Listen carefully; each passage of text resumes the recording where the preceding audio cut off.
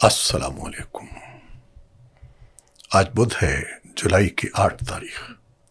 میں ہوں خالد حمید، خبروں کے ایک بلٹن کے ساتھ۔ سوشل میڈیا اور مختلف ذرائع پر گردش کرنے والی رپورٹس میں دعویٰ کیا جا رہا ہے کہ امریکی صدر ڈونلڈ ٹرمپ نے ایران کے ساتھ جنگ بندی یا مفاہمت کے امکانات کو مسترد کرتے ہوئے مذاکرات کو وقت کا ضیاع قرار دیا ہے۔ ان رپورٹس میں مزید دعویٰ کیا گیا ہے کہ امریکہ نے آبنائے ہرمز میں مبینہ حملوں کے رد عمل میں ایران کے خلاف فوجی کارروائیاں کیں، جبکہ ایران نے جوابی کارروائی میں خطے میں امریکی فوجی تنصیبات کو نشانہ بنانے کا دعویٰ کیا ہے۔ بعض اطلاعات میں بحرین اور کویت میں فضائی حملے کے سائرن بجنے کا بھی ذکر کیا گیا ہے۔ اسی دوران یہ دعوے بھی سامنے آئے ہیں کہ امریکی صدر نے اسپین کے ساتھ تجارتی تعلقات ختم کرنے کی ہدایت دی، جبکہ ایران کے سپریم لیڈر آیت اللہ علی خامنئی سے متعلق بھی غیر مصدقہ اطلاعات گردش کر رہی ہیں۔ ان دعووں کے بعد عالمی مالیاتی منڈیوں میں بے یقینی دیکھی گئی، جہاں برنٹ خام تیل کی قیمت میں اضافہ، یورپی اسٹاک مارکیٹس میں کمی اور ڈالر کی قدر میں بہتری رپورٹ کی گئی۔ امریکی حملوں کے بعد صدر ڈونلڈ ٹرمپ نے ترکی کے دارالحکومت انقرہ میں نیٹو سربراہی اجلاس کے موقع پر صحافیوں سے گفتگو کرتے ہوئے کہا کہ ان کے نزدیک ایران کے ساتھ مفاہمت کی یادداشت اب عملی طور پر ختم ہو چکی ہے۔ انہوں نے کہا کہ اگرچہ امن مذاکرات جاری رکھنے کا امکان موجود ہے، تاہم ان کے خیال میں یہ عمل اب وقت کا ضیاع بن چکا ہے۔ ٹرمپ کے بیان کے بعد عالمی مالیاتی منڈیوں میں بے یقینی دیکھی گئی۔ برنٹ خام تیل کی قیمت تقریباً 6% اضافے کے ساتھ $78 فی بیرل تک پہنچ گئی، جبکہ یورپی اسٹاک مارکیٹس میں 1.6% کمی ریکارڈ کی گئی۔ اسی دوران ڈالر کی قدر میں اضافہ اور سرکاری بانڈز کی پیداوار میں بڑھوتری دیکھی گئی، کیونکہ سرمایہ کاروں نے ممکنہ مہنگائی کے خدشات کا اثر نو جائزہ لیا۔ رپورٹس کے مطابق ایران پر حالیہ حملے ایسے وقت میں کیے گئے جب دونوں ممالک کے درمیان امن مذاکرات جاری تھے۔ اطلاعات میں یہ دعویٰ بھی کیا گیا ہے کہ ایرانی سپریم لیڈر آیت اللہ علی خامنئی کی آخری رسومات کے دوران یہ پیش رفت سامنے آئی۔ دونوں ممالک کے درمیان کشیدگی میں اضافے نے خطے میں امن عمل کے مستقبل پر نئے سوالات کھڑے کر دیے ہیں۔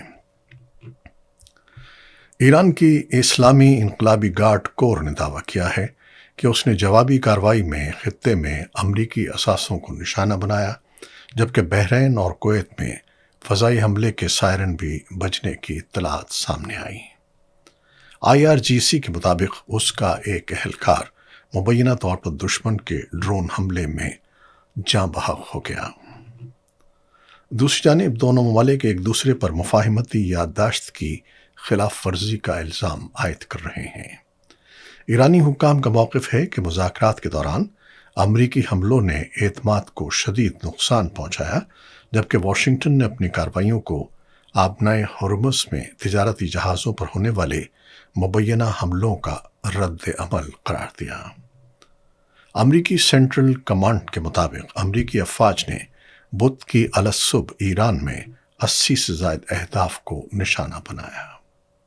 امریکی حکام کا کہنا ہے کہ یہ کارروائی آبنائے ہرمز سے گزرنے والے تجارتی بحری جہازوں پر مبینہ حملوں کے رد عمل میں کی گئی۔ ترکی کے دارالحکومت انقرہ میں نیٹو سربراہی اجلاس کے موقع پر صحافیوں سے گفتگو کرتے ہوئے امریکی صدر ڈونلڈ ٹرمپ نے کہا کہ ہم نے گزشتہ رات انتہائی طاقتور کارروائی کی، تاہم انہوں نے اس کارروائی کی مزید تفصیلات فراہم نہیں کیں۔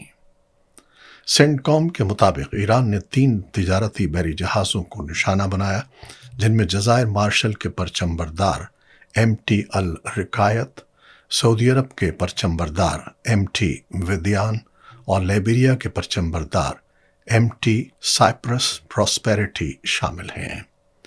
امریکی حکام کا کہنا ہے کہ یہ جہاز عمان کے ساحل کے قریب آبنائے ہرمز سے گزرے تھے جب ان پر مبینہ حملے کیے گئے۔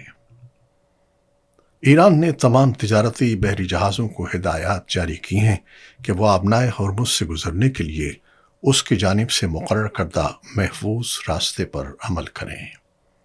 ایرانی حکام کے مطابق اس روٹ کے تحت جہازوں کو ایرانی ساحل کے قریب سے گزرنا ہوگا، جبکہ عمان کے علاقائی پانیوں کے ایک حصے کو محدود زون قرار دیا گیا ہے۔ ایرانی سرکاری میڈیا کا دعویٰ ہے کہ بعض بحری جہازوں نے ایرانی افواج کی جانب سے راستہ تبدیل کرنے کی ہدایات پر عمل نہیں کیا۔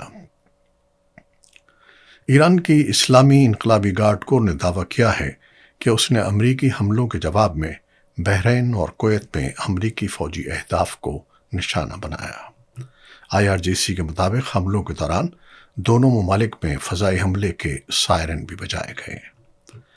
IRGC کا کہنا ہے کہ اس کی کارروائی میں بحرین میں امریکی 5ویں بحری بیڑے کے اڈے، کویت کے السالم ایئر بیس سمیت متعدد امریکی فوجی تنصیبات کو نشانہ بنایا گیا، جبکہ ایک امریکی MQ-9 ڈرون بھی مار گرائے جانے کا دعویٰ کیا گیا ہے۔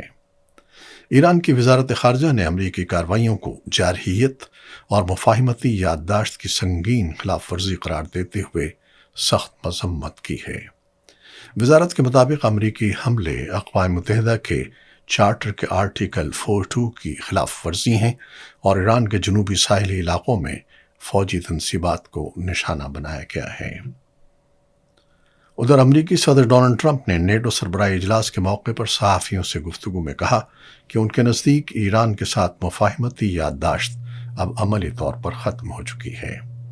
انہوں نے کہا کہ اگرچہ مذاکرات کار اپنی کوششیں جاری رکھ سکتے ہیں، لیکن ان کے خیال میں یہ عمل اب وقت کا ضیاع ہے۔ رپورٹس کے مطابق مفاہمتی یادداشت کے تحت ایران کو آبنائے ہرمز میں تجارتی جہازوں کی آمد و رفت کو معمول پر لانا تھا، جبکہ امریکہ نے تیل سے متعلق پابندیوں میں نرمی اور بعض ایرانی اثاثوں کو بحال کرنے پر آمادگی ظاہر کی تھی۔ نیٹو کے سیکریٹری جنرل مارک روٹا نے امریکی کارروائیوں کی حمایت کرتے ہوئے کہا کہ تجارتی جہازوں پر مبینہ حملوں کے بعد واشنگٹن کا رد عمل ضروری تھا۔ ان کا کہنا تھا کہ ایران نے جنگ بندی کی خلاف ورزی کی ہے۔ خلیج تعاون کونسل کے سیکریٹری جنرل جاسم محمد البدیوی نے بحران اور کویت پر مبینہ امریکی حملوں کی مذمت کرتے ہوئے انہیں دونوں ممالک کی خود مختاری کی خلاف ورزی اور خطے میں امن کی کوششوں کو نقصان پہنچانے کی کوشش قرار دیا ہے۔ کویت کی وزارت خارجہ نے بھی اپنی سرزمین پر موجود امریکی فوجی تنصیبات کو نشانہ بنانے کی مذمت کرتے ہوئے کہا کہ یہ حملے ریاست کی خود مختاری، سلامتی اور شہریوں کے تحفظ کے لیے براہ راست خطرہ ہیں اور بین الاقوامی قوانین کی خلاف ورزی کے مترادف ہیں۔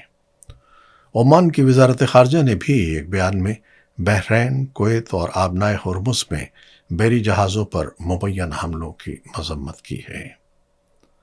دوسری جانب ایران کی وزارت خارجہ نے خبردار کیا ہے کہ خطے کے ممالک اپنی سرزمین ایران کے خلاف امریکی کارروائیوں کے لیے استعمال نہ ہونے دیں۔ وزارت کے مطابق حالیہ کشیدگی اور امریکی پابندیوں کے باعث مفاہمتی یادداشت کے بعض حصے اپنی افادیت کھو چکے ہیں، جبکہ ایران اپنے خلاف فوجی کارروائیوں کے لیے استعمال ہونے والے مقامات کو جائز اہداف تصور کرتا ہے۔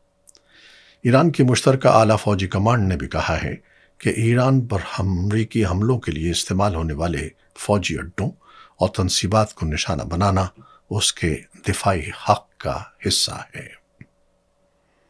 اور اب پاکستان سے متعلق کچھ خبریں۔ چیئرمین پاکستان تحریک انصاف بیرسٹر گوہر نے ایک بار پھر بانی PTI عمران خان سے اہل خانہ کی ملاقات کروانے کا مطالبہ کیا ہے۔ راولپنڈی میں میڈیا سے گفتگو کرتے ہوئے انہوں نے کہا کہ بانی PTI سے گزشتہ 37 ہفتوں سے کسی کی ملاقات نہیں کروائی گئی، جبکہ ملاقاتوں پر پابندی سے معاشرے میں تناؤ اور نفرت میں اضافہ ہو سکتا ہے۔ آزاد کشمیر کے انتخابات سے متعلق سوال پر بیرسٹر گوہر نے بتایا کہ انتخابی بائیکاٹ کا فیصلہ پارٹی کی سیاسی کمیٹی نے مقامی سیاسی حالات کو مد نظر رکھتے ہوئے کیا۔ ان کا کہنا تھا کہ تحریک انصاف ریاست مخالف بیانیے کی حمایت نہیں کرتی تاہم عوام کے جائز مطالبات کی حمایت جاری رکھے گی۔ پارٹی میں فارورڈ بلاک کی موجودگی سے متعلق سوال پر انہوں نے ایسی خبروں کو مسترد کیا۔ دوسری جانب اڈیالہ جیل میں بشرا بی بی سے ان کی بھابھی مہر النساء اور بیٹی مبشرہ شیخ نے ملاقات کی۔ تقریباً 40 منٹ جاری رہنے والی ملاقات میں ان کی صحت اور دیگر خاندانی امور پر تبادلہ خیال کیا گیا۔ شارجہ سے کراچی آنے والا نجی کمپنی کا کارگو طیارہ کراچی کے قریب بحیرہ عرب میں دوران پرواز لاپتہ ہو گیا۔ پاکستان ایئرپورٹس اتھارٹی کے مطابق K2 ایئر ویز کی پرواز KTA 1732 بوئنگ 400-737 طیارہ شارجہ سے کراچی آ رہا تھا۔ طیارے میں عملے کے 5 سوار تھے۔ PAA کے مطابق رات 9:18 پر طیارے نے کراچی سے تقریباً 150 میل جنوب میں فضائی راستے G216 پر نیویگیشن میں خرابی کی اطلاع دی، جس کے بعد اسے موجودہ سمت برقرار رکھنے کی ہدایت کی گئی۔ تاہم رات 9:21 پر ایئر ٹریفک کنٹرول سے اس کا رابطہ منقطع ہو گیا۔ کمپنی کے اعلامیے کے مطابق طیارے میں captain Muhammad Rizwan Idrees, first officer Faisal Mahmood, load master Muhammad Taufiq, engineer عارف صدیقی اور محمد حامد سوار تھے۔ ذرائع کے مطابق طیارہ چند روز قبل فنی خرابی کے باعث شارجہ بھیجا گیا تھا۔ واقعے کے بعد ریسکیو کوآرڈینیشن سینٹر فعال کر دیا گیا ہے، جبکہ بحیرہ عرب میں سرچ اینڈ ریسکیو آپریشن جاری ہے، جس میں مختلف متعلقہ ادارے حصہ لے رہے ہیں۔ مقبوضہ جموں و کشمیر میں بھارتی فورسز نے مختلف کارروائیوں کے دوران ایک ڈرائیور سمیت 4 افراد کو گرفتار کر لیا ہے۔ کشمیر میڈیا سروس کے مطابق 3 افراد کو سربل کے علاقے میں امرناتھ یاترا کے لیے نصب چہرہ شناس نظام فیس ریکگنیشن سسٹم سے موصول ہونے والے الرٹ کے بعد حراست میں لیا گیا۔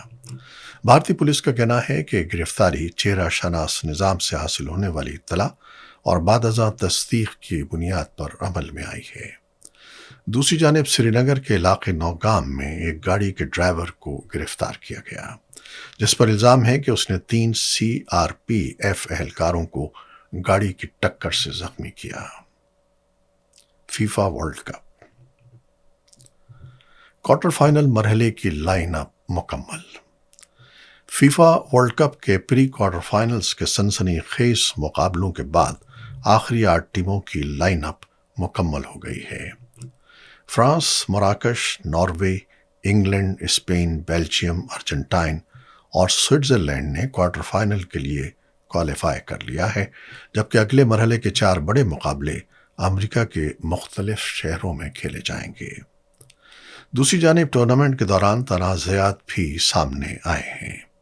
رپورٹس کے مطابق مصر نے ارجنٹائن کے خلاف اپنی شکست کے بعد جانبداری کے الزامات عائد کیے ہیں، جبکہ بعض فیصلوں اور دیگر معاملات پر فیفا کو تنقید کا سامنا ہے۔ یہ تھیں وہ خبریں جو یوٹیوب چینل پر ہم نے آپ کے لیے پیش کی ہیں۔ آپ ہمارے چینل کو دیکھتے ہیں، پسند کرتے ہیں، شیئر کرتے ہیں اور اپنے کمنٹس میں اپنی محبتوں کا اظہار کرتے ہیں، جس کے لیے ہم آپ کے بے حد مشکور ہیں۔ اپنی ان کوششوں کو، کاوشوں کو جاری رکھیے گا۔ خالد حمید کو اب اجازت دیجیے گا۔ اللہ حافظ۔